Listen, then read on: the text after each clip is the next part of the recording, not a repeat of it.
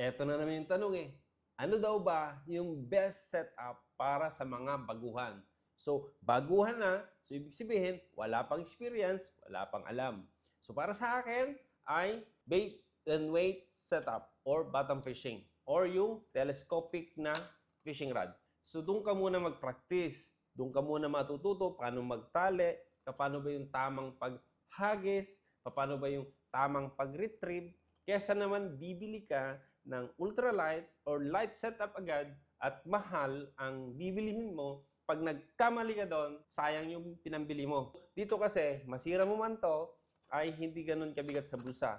At kung light setup or ultralight yung bibili mo, yung line doon sobrang nipis. Napakahirap magtali.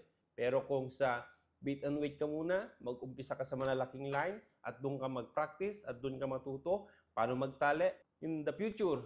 At alam mo na ang bawat kilos at bawat gamit ng yung rod, yung reel at yung line, doon ka na bumili ng mga 2-section na rod, yung ultralight, light, or medium heavy. So, yun lang.